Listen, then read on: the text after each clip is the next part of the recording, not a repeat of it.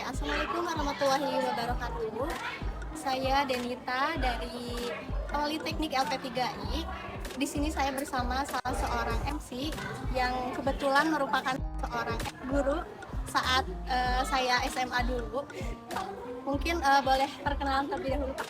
Oke, nama saya Furqan Burhanuddin, tapi nama keren saya Burhanuddin Al Furqan. Oke, saya sebagai pengajar di SMA Negeri 1 Lembang dan juga sebagai profesional MC wedding. Jadi sebetulnya tujuan saya bermaksud ini untuk mewawancarai Bapak dan ingin menggali informasi gitu Pak mengenai dunia per-MC-an gitu. Oke. Untuk pertanyaan yang pertama, gimana sih Bapak mengawali karir di dunia per-MC-an ini? Oke, saya belajar MC itu sejak kuliah kurang lebih tahun 2011. Berawal dari iseng-iseng kegiatan kampus. Tapi ternyata didalami asik juga nih dunia public speaking, sehingga pas beres kuliah, pas kuliah juga suka ngambil part time MC gitu. Entah kenapa ada orang yang percaya saya buat MC dan ternyata loh kok enak. Saya lanjutin. Kemudian pertama kali terjun di dunia wedding adalah pada tahun 2015. Saat saudara saya menikah, saya coba memberanikan diri untuk menawarkan, boleh dong sama saya di MC-in. Dan ternyata dari wedding tersebut ada temannya dong yang ikut hadir. Dan setelah itu tiba-tiba temannya ngontak, Pak boleh nggak kalau saya dipanduin pernikahannya sama Bapak atau MC-nya sama Bapak, MC wedding saya.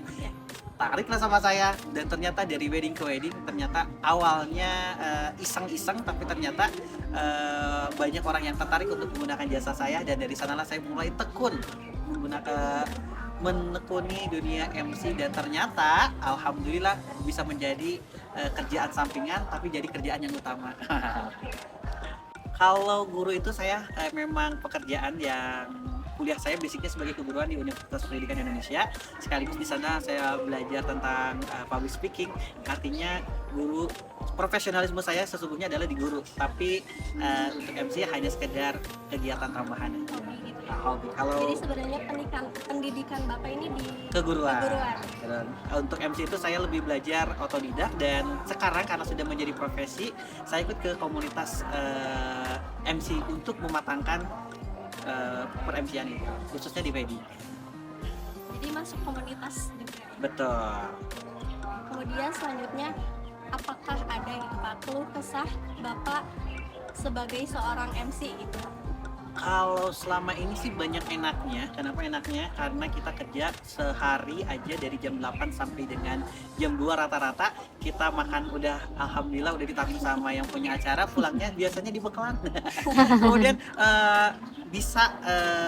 ternyata pekerjaan MC saat ini tidak dipandang sebelah mata. Artinya kita punya bisa menjadi penghasilan tambahan yang lebih utama daripada pekerjaan saya sebagai guru gitu.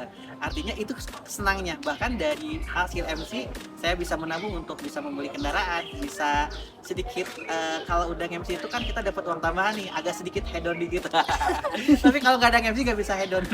Artinya ya alhamdulillah bisa menambah rezeki untuk keluarga, bisa beli sesuatu yang saya inginkan, dan tentunya bisa menambah relasi. Dan yang paling utama adalah kalau di dunia wedding itu kita bisa melihat orang lain bahagia. Itulah kebahagiaan kita yang sesungguhnya, adalah ketika kita melihat orang lain bahagia dengan apa yang kita lakukan. Dukanya adalah kalau kita MC itu, kebetulan saya banyak MC-nya itu, saya tinggal di Lembang, tapi saya banyak MC-nya itu di luar Lembang, di Cililir, Padalarang, Cimahi. Artinya ya kita harus bisa bangun lebih awal, lagi enak-enaknya tidur harus bangun dulu karena harus kerja jauh, harus menyesuaikan waktunya. Dan kadang kalau pakai motor ada saatnya kita kena hujan dan lain sebagainya, tapi semua dinikmati, semua menjadi proses untuk mendewasakan, jadi semuanya terasa nikmat saja. Begitu. Pasti ada kebahagiaan juga ya Pak. Betul. Ya? Menjadi part dari momen seseorang yang bahagia, jadi kita mau bahagia juga. Yang selanjutnya adalah menurut Bapak nih, apakah ada kelebihan dan kekurangan menjadi seorang MC? Menurut saya profesi MC ini saat ini sangat menjanjikan, terlebih ketika kita mampu masuk ke dunia WO yang sudah profesional, kita bisa mendapatkan benefit yang luar biasa, kita bisa menjadi banyak relasi, kemudian mendapatkan finansial yang cukup. Katakanlah kalau misalkan kita kena di WO, ratingnya itu mulai dari 3 juta sampai 6 juta per event, per hari. Kadang-kadang kita bisa dikasih event per bulannya itu ada 2 atau 3. Itu kan lumayan menjanjikan. Itu untuk yang profesional. Tapi untuk yang Bapak ya rate-nya di bawah dikit lah. Karena saya belum profesional, masih dalam proses pembelajaran. Nah, rasanya MC ini, khususnya MC Wedding ini bisa menjadi pekerjaan yang luar biasa dewasa ini. Teruntuk khususnya untuk teman-teman saya di komunitas yang sudah senior, ya mereka sudah bisa ganti-ganti mobil lah. Artinya profesi MC itu udah nggak bisa disepelekan. Meskipun ada sebuah perkataan yang disampaikan oleh salah satu capres, kok 10 terbaik universitas kok mau jadi MC? Betul. Padahal dunia MC itu luar biasa. Kita bisa mengenal banyak hal, kita bisa mengenal banyak orang, kita bisa mendapatkan banyak hal kalau kita bisa tekuni. Sekali lagi, kalau kita bisa tekuni. Dan ternyata saya secara pribadi mendapatkan hal menarik dari MC itu, bisa mengenal banyak daerah. Saya bisa mengenal Lampung, saya bisa mengenal Medan, saya bisa mengenal Balikpapan, semua itu ya karena MC. Kalau nggak MC mungkin saya hanya sekedar di Lembang. Artinya MC itu bisa memberikan banyak pengalaman, bisa menambah kekuatan finansial, dan juga bisa menjadi pekerjaan yang cocok untuk anak-anak muda zaman sekarang. Kekurangannya saya rasa nggak ada kurangnya deh kalau jadi MC. Pokoknya kalian harus jadi MC yang profesional yang bisa mendapatkan cuan. Itu intinya. Betul. Oke.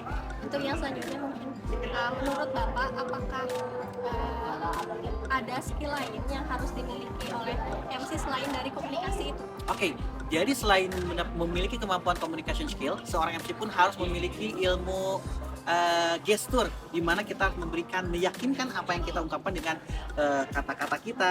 Selain itu diperkuat dengan gestur kita, menguatkan, terus kemudian mempengaruhi itu salah satunya bisa menggunakan gestur kita. Jadi kita harus tahu gestur diri kita sebagai pembawa acara sehingga audiens terlarut dalam apa yang kita katakan, dan juga kita harus mengetahui gestur dari audiens kita, karena kan audiens kita itu nggak selamanya suka dengan apa kita omongin. Kalau terlihat nggak nyaman tuh audiens, jadi kita harus bisa meminimalisir apa yang membuat tidak nyaman. Artinya gestur itu penting, kemudian ilmu psikologi juga penting karena kita harus tahu psikologi audiens, dan yang ketiga adalah ilmu tentang penampilan. Bagaimanapun penampilan kita sebagai MC akan memberikan kesan pertama kepada audiens. Kalau kita cupu, kelihatannya yaudah pasti MC-nya cupu. Tapi ketika kita melihat sesuatu yang menarik kita sampaikan menggunakan pakaian yang sesuai tema acara, ini akan mempengaruhi audiens untuk memperhatikan kita. Begitu. Mungkin selanjutnya gimana sih Bapak menjalin chemistry dengan partner Bapak yang misalkan belum kenal ya, ketemu belum kenal, gimana Bapak cara menjalin chemistry? Betul, bahwa sering kita dihadapkan pada sebuah kondisi kita harus kolaborasi dengan MC yang baru kita kenal. Maka yang biasa saya lakukan adalah kita bedah bareng rundown. Dengan membedah rundown kita akan mengetahui konsep acara secara keseluruhan. Setelah kita lihat acara secara keseluruhan, kita bisa mengambil part-part mana yang bisa lebih dikuasai oleh MC itu masing-masing. Kita kuasai masing-masing part, kita bagi peran. Sudah bagi peran, kita ngobrol-ngobrol, kita briefing mau kemana nih arah joknya. Ada kalau misalkan kita mau ngejok sedangkan feeling kita berbeda, joknya nggak akan masuk. Tapi kalau kita terus ngobrol, kita milih joknya kayak gimana, akan ada tektok. Nah, yang sering kita lakukan adalah briefing itu sangat penting untuk menjadi MC, apalagi dengan partner yang berbeda. Nah, selanjutnya ya sekedar chit-chat, ngobrol ngalor ngidul, itu pun akan membuat chemistry kita. Kadang kita bisa mengetahui karakter tandem kita dengan ngobrol, oh dia sukanya ngejoknya part ini atau sisi-sisi yang gimana gitu ya. Ada yang suka ngejoknya itu tentang politik, ada yang tentang agak sedikit jorok gitu ya. Nah kita tahu mana yang buat nyaman, mana yang enggak. Dari sanalah kita bisa mengembangkan materi saat melakukan MC. Jadi harus briefing dulu. Briefing dan menguasai rundown. Yang selanjutnya Bapak pernah nge-MC apa aja sih Pak selain dari wedding? Oke, kalau MC saya biasanya MC kajian di beberapa tempat, kemudian MC di satu instansi Dewan Masjid Indonesia. Saya suka MC juga di sana, dulu sampai ke Pangandaran, sampai ke Ciamis dengan teman-teman itu. Kemudian di acara pelatihan juga pernah dulu di Balikpapan, di Medan, di acara pelatihan itu yang diadakan oleh kedinasan. Cuman akhir-akhir ini saya mencari kesempatannya adalah di acara wedding. Salah satu wedding yang pernah saya pandu adalah pernikahan anggota personil Persib. Wah, itu yang paling berkesan, di Aris Riyadi. Kemudian di beberapa pejabat daerah juga pernah. Artinya ya saya belum begitu profesional, tapi alhamdulillah mendapatkan kepercayaan untuk memandu jalannya pernikahan orang-orang yang cukup penting. Wisuda juga kan ya Pak? Iya, kalau di SMA wisuda atau acara-acara di sekolah pasti menggunakan jasa saya. Bahkan ada beberapa sekolah di Lembang juga yang menggunakan jasa saya untuk menjadi MC dalam graduation-nya. Kalau untuk dari perbedaannya gimana Pak? Cara Bapak nge-MC di wedding sama Oke, jadi secara garis besar MC itu ada MC formal, ada MC non formal. Jadi untuk acara-acara kedinasan itu sifatnya protokoler. Jadi lebih pada dinas dan lebih pada tekstual gitu. Kita bisa baca. Tapi untuk wedding lebih pada membangun suasana sakral dengan kata-kata yang sedikit romantis.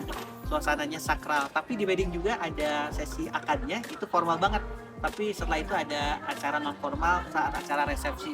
Jadi kita pun harus menyesuaikan bahasanya dan membangun situasinya antara MC akad dan MC resepsi. Juga acara kenegaraan memiliki karakter acara yang berbeda. Tantangan MC adalah bisa membangun suasana sesuai dengan kodrat acara tersebut. Oke, mungkin pertanyaan terakhir Ya. Saran dari Bapak gitu untuk terutamanya aku sebagai yang menjadi berkuliah di jurusan humas ini yang sedang belajar tentang MC, gimana sih saran Bapak biar lebih pede gitu? Oke, banyak-banyaklah berbicara dengan siapapun. Jangan pandang orang untuk berbicara, karena kita bisa mendapatkan ilmu dari siapapun. Kedua, kita harus banyak membaca dan mencari figur siapa yang cocok kita contoh. Ada gaya bicaranya yang elegan, ada gaya bicaranya yang humoris, ada gaya bicara yang tegas. Kita harus mencari sosok yang kita sukai. Terus lihat channel YouTube-nya. Dengan seperti itu kita akan melihat ilmu bagaimana cara dia berkomunikasi, bagaimana cara dia mengungkapkan melalui pesan tubuhnya, body language-nya. Dari sana kita akan mendapatkan figur yang cocok untuk kita. Setelah mendapatkan figur yang cocok, kita gali lebih detail lagi tentang bahasa tubuh dan cara berbicaranya. Dari sana kita akan memahami, oh ini yang kita butuhkan. Selain daripada itu, penting rasanya kita untuk mengikuti kelas-kelas public speaking. Itu sangat penting dan sangat menunjang. Jangan pernah merasa cukup dengan ilmu yang kita miliki, karena samudera ilmu itu ada di mana-mana. Kita hidup di samudera ilmu, kita harus menyelam di dalamnya dan kita harus mengambil pelajaran di dalamnya.